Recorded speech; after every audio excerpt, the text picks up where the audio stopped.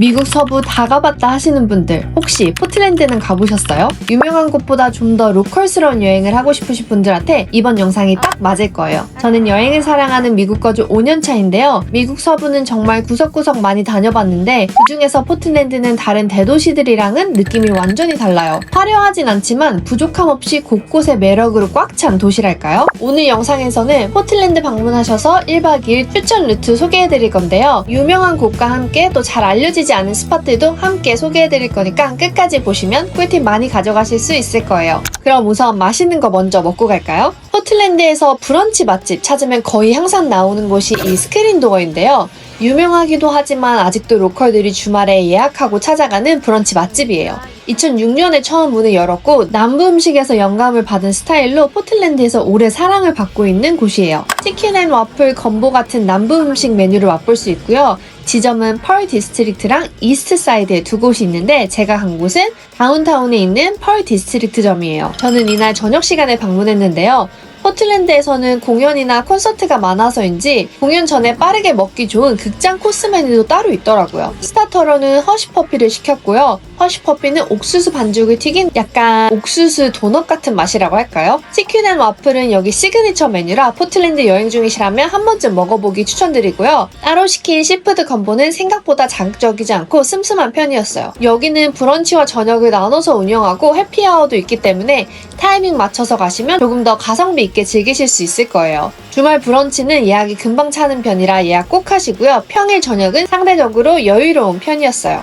이렇게 점심을 드셨다면 근처에 있는 마코 마차밀에 들러보세요. 요즘 미국에서 말차 라떼가 정말 인기가 많거든요. 포틀랜드도 예외는 아니더라고요. 워낙 커피 문화가 강한 도시라 카페 선택지가 많은데 요즘은 커피 말고도 말차나 티 메뉴만 전문적으로 하는 곳들도 꽤 많이 늘어났어요. 이곳은 말차를 직접 갈아서 만들어주는 곳인데요. 여기서 쓰는 말차는 일본산도 있지만 오리건 세일럼 쪽에 농장이랑 협업을 해서 미국에서 자란 또 찻잎도 일부 사용한다고 하더라고요. 이렇게 약간 로컬 제품 식재료를 사용하는 게 정말 포틀랜드답게 느껴졌어요. 그리고 계산할 때 사이드 쪽에 간단한 에그 샌드위치나 무스비 같은 걸 파시더라고요. 이건 위층에 있는 일식집이랑 콜라보를 해서 운영하는 메뉴래요. 저는 무스비 하나 먹어봤는데 역시 맛있더라고요.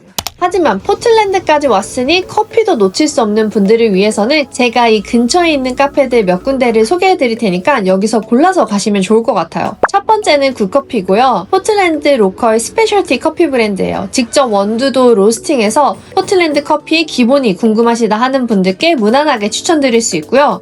쿠리어 커피는 일본식 감성이 있는 드립 커피 카페예요. 맛이 가볍고 깔끔한 편이고요. 오픈 후 한 2-3시간 이후부터는 롤 같은 간단한 일본식 스낵들도 같이 즐기실 수 있어요. 그리고 네버 커피는 세 곳 중에 가장 개성이 뚜렷한 편이에요. 매장의 색감도 강하고 메뉴도 일반 라떼보다 독특한 조합이 많아서 조금 평범한 커피 말고 색다른 음료 마시고 싶다 하실 때 가기 좋아요. 자, 이제 카페까지 들렀다면 포틀랜드의 대표 명소인 파운스북스를 들러봐야 되겠죠?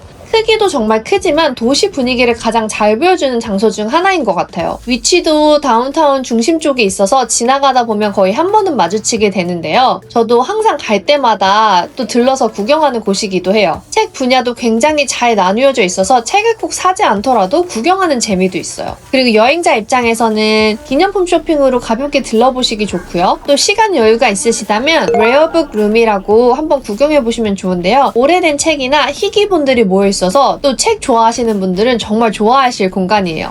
파운스북스에서 나와서 다운타운 쪽으로 걸어가시면 포틀랜드의 오래된 분위기랑 상징적인 포인트들을 하나씩 찾아보실 수 있어요. 지금 보여드릴 극장 사인부터 엘크산까지 천천히 걸으면 한 2-30분 정도 걸리실 거예요. 포틀랜드 다운타운이 아주 크진 않아서 이런 포인트들을 걸어서 구경하기 정말 잘 돼 있어요. 먼저 볼 수 있는 게 알린 슈니처 콘서트홀인데요. 포틀랜드의 빈티지한 극장 사인을 구경할 수 있어요. 이 건물 자체가 1920년대에 지어진 공연장이라 거의 100년 가까이 된 곳이에요. 그리고 좀 더 걸어가면 포틀랜디아 스태츄가 있는데요. 이 조각상은 뉴욕의 자유여신상 다음으로 또 큰 조각상이에요. 손을 뻗고 도시를 내려다보는 듯한 자세라 그냥 지나가다가도 시선이 가고요. 규모에 비해서 관광굿즈로 쓰이진 않아서 포틀랜드의 숨은 명소랄까요? 그리고 근처에 있는 파이오니어 코트하우스 스퀘어는 포틀랜드 사람들이 도심의 행사장처럼 사용하는 광장이에요. 그래서 가을에는 맥주 관련 행사가 열리고요. 겨울에는 크리스마스 트리 점등 행사가 열려요. 그리고 이번에 제가 가장 소개해드리고 싶었던 곳이 바로 이 엘크상인데요. 이것도 무려 1900년도부터 이 자리에 있었던 포틀랜드의 정말 오래된 상징이에요. 그래서 로컬들한테는 오랫동안 이곳이 만남의 장소 같은 곳이었대요. 그런데 2020년에 블랙 라이브스 매러라는 시위가 크게 있었는데 이 주변이 집결지처럼 쓰였고 그 과정에서 분수대 받침 부분에 화재가 나면서 크게 손상이 됐었어요. 그래서 안전상의 문제로 한동안 꽤 오래 철거되어 있다가 정말 최근에 다시 복원돼서 이 자리에 지금 돌아와 있어요. 저는 이 엘크상이 돌아온 게 꽤 상징적으로 느껴지더라고요. 포틀랜드는 코로나 이후로 노숙자가 너무 많고 위험하고 마약 도시고 볼 게 별로 없다. 이런 이야기들이요.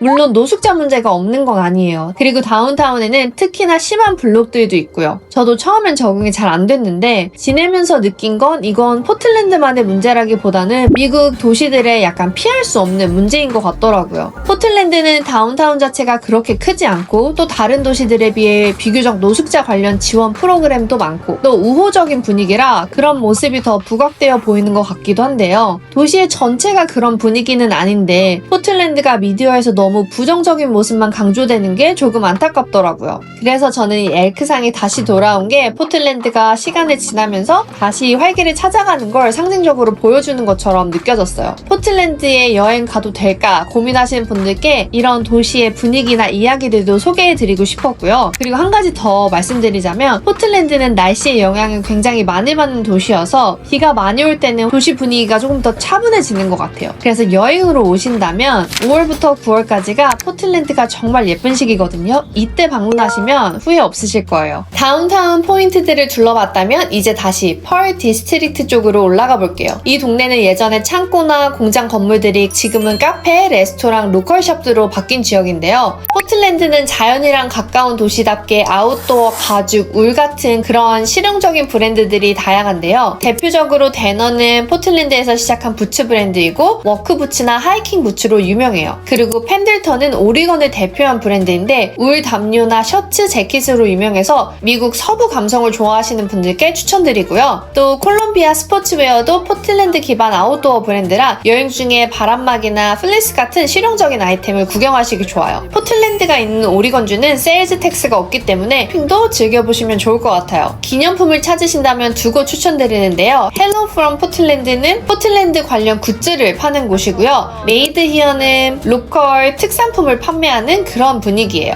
그리고 혹시 이 근처에 카페를 한 군데 더 가고 싶다면 바리스타나 마타 카페도 추천드려요. 바리스타는 포틀랜드 로컬 스페셜티 커피 브랜드라 이곳도 포틀랜드의 커피를 맛보시고 비교해보시기 너무 좋은 곳이고요. 마타 카페는 베트남식 분위기가 있는 카페인데요. 낮에는 카페처럼 즐기고 저녁에는 와인이나 칵테일도 즐길 수 있는 곳이에요. 펄 디스트릭트에서 산책까지 마쳤다면 이제 저녁 먹으러 한번 가볼까요? 지금 가는 곳은 엑스누들 덤플링인데요. 중식집 오면 빼놓을 수 없는 오이 무침 시키고요. 메인으로 인기 있는 소고기 국수랑 매운 치킨 볶음 누들 시켜봤어요. 소고기 국수는 전체적으로 무난하게 먹기 좋은 스타일이었고 매운 치킨 볶음 누들이 훨씬 기억에 남는데요. 이게 면을 선택할 수 있는데 와이드 면으로 꼭 주문하시고요. 면 식감이 쫄깃쫄깃해서 그 명동의 유명한 도상면 그 집 느낌이 나더라고요. 다만 맵찔인 저는 덜 맵게 해달라고 했는데도 꽤 매웠거든요. 이 부분은 참고하시고요. 너무 맛있어서 새 메뉴 전부 싹 비웠어요. 제가 다운타운에서 묵은 곳은 캠브리아 호텔이었는데요. 사실 큰 기대 없이 예약했는데 생각보다 너무너무 만족스러워서 꼭 소개드리고 싶었던 호텔이에요. 여쭤보니까 2005년 가을쯤에 오픈한 곳이더라고요. 그래서 그런지 전체적으로 시설이 굉장히 깔끔하고 모던한 느낌이 있었어요. 포틀랜드 다운타운의 대부분 호텔들은 위치는 좋은데 오래된 건물이 많아서 낡은 느낌이 드는 곳들이 많거든요. 그런데 여기는 위치뿐만 아니라 객실 컨디션이 깔끔해서 그 점이 제일 마음에 들었어요.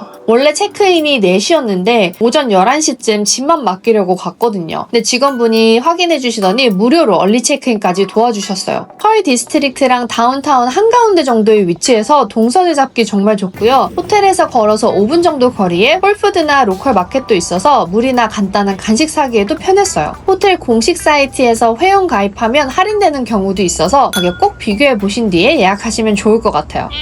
굿모닝! 자, 그럼 오늘은 포틀랜드 2일차 시작해볼까요? 어제는 다운타운이랑 펄 디스트릭트 중심으로 봤다면 오늘은 호텔부터 강변 쪽까지 가고 그리고 이스트 사이드도 잠시 둘러볼게요. 먼저 브런치로 파인 스트릿 마켓에서 한번 먹어볼게요. 여기는 여러 음식점이 모여있는 실내 푸드홀이라 여행 중에 가볍게 한 끼 먹기 좋은 곳이에요. 저는 포케볼이랑 미니 도넛을 골랐는데 워터프론트 가는 길에 있어서 동선상 너무 편하더라고요. 포틀랜드 오면 부두 도넛 많이 가시잖아요. 물론 거기도 들리는 재미가 있고 구경할 만한데 도넛 크기도 꽤 크고 가격도 꽤 나가는 편이라 여러 개 사서 먹어보기에는 부담스러울 때가 있는데요. 그런 점에서 여기 미니 도넛은 가볍게 맛보기로 다양한 맛을 즐길 수 있어서 좋더라고요. 이렇게 아침 겸 점심을 먹었다면 바로 건너편에 레코드샵도 있기 때문에 간단히 구경하기 좋고요. 또 근처에 있는 스탬프타운에서 커피 한 잔 픽업해서 걸어가면 너무 좋을 것 같아요. 이제 워터프론트 파크 쪽으로 내려가 볼게요. 여기는 포틀랜드 다운타운 바로 옆을 따라서 이어지는 강변 공원인데요. 강을 따라 걸으면서 여러 개의 다리를 한눈에 볼 수 있어서 포틀랜드가 왜 브릿지 시티라고 불리는지 구경하기 좋은 스팟이에요. 봄인 3월 말에서 4월 초에는 벚꽃길로 유명하고요. 시즌이 아니어도 러닝하는 사람들, 자전거 타는 사람들, 또 잠깐 쉬러 온 사람들까지 포틀랜드 로컬들의 일상을 보기 좋아요. 주말에 오신다면 포틀랜드 세러데이 마켓을 꼭 구경해보고 가세요. 로컬 작가가 만든 수공예품부터 아트 그리고 간단한 먹거리까지 한 번에 볼 수 있고요. 포틀랜드의 특유 감성을 느끼기 좋아요. 그래서 이곳은 여행 날짜에 따라 완전히 다른 감성들을 느낄 수 있는 곳이라 포틀랜드 여행 일정을 짜실 때는 이런 행사 여부도 같이 한번 확인해 보시면 좋을 것 같아요. 번사이드 브릿지 쪽으로 가고 있는데요. 이 다리로 가고 있는 이유는 포틀랜드의 대표적인 화이트 스태그 사인이랑 사진을 찍기 위해서예요. 이 사인은 원래 1940년대에 광고 사인으로 시작을 했다가 화이트 스태그라는 스포츠웨어 브랜드 사인으로 쓰이다가 지금은 포틀랜드를 대표하는 랜드마크처럼 자리 잡은 곳인데요. 밤에는 사인에 불이 들어와서 또 분위기가 다르고 크리스마스 시즌에는 사슴코가 빨갛게 바뀌는 걸로 유명해요. 번사이드 브릿지는 이 사인을 가장 가깝게 잘 남길 수 있는 포토 스팟이기도 해서 꼭 한번 걸어가 보셨으면 좋겠어요. 자, 이렇게 번사이드 브릿지를 건너오면 이제 이스트 사이드로 우리 넘어왔는데요. 강을 건너 동쪽에는 사실 갈만한 로컬 동네들이 정말 많아요. 알버타 디스트릭트, 미시시피, 하손, 벨몬트. 다만 그런 곳들은 다운타운에서 바로 걸어가기에 거리가 좀 있어서 차 없이 1박 2일로 여행하신다면 브릿지를 건너 바로 이어지는 센트럴 이스트 사이드 쪽이 가장 접근성이 좋은데요. 이쪽에는 오리건 컨벤션 센터부터 또 카페 맛집들이 다양해요. 먼저 저기 보이는 캑스 호텔도 제가 추천드리는 호텔 중 하나인데요. 꼭 호텔에서 지내지 않더라도 방문해서 칵테일 한잔 하기 좋은 곳이고요. 그리고 이쪽에 있는 카페들에서는 개인적으로 저는 로즈라인 커피는 정말 좋아하는데 요즘 지점이 늘어나면서 공간들이 좀 더 모던한 느낌으로 바뀌었더라고요. 여기 원두가 정말 맛있어서 커피 좋아하시는 분들은 꼭 들러보셨으면 좋겠고요. 또 커피 말고 다른 선택지로는 프로젝트 마차라는 말차집도 있어요. 그리고 식사류를 찾으신다면 와키친쿠라는 일식집이 있는데요. 점심 메뉴부터 해피아워 메뉴까지 다양하게 있어서 좀 더 합리적인 가격으로 즐기시기 좋은 곳인 것 같아요. 이렇게 한번 이스트 사이드를 구경하셨다면 이제 다시 강 쪽으로 다리를 건너 다운타운으로 넘어갈 건데요.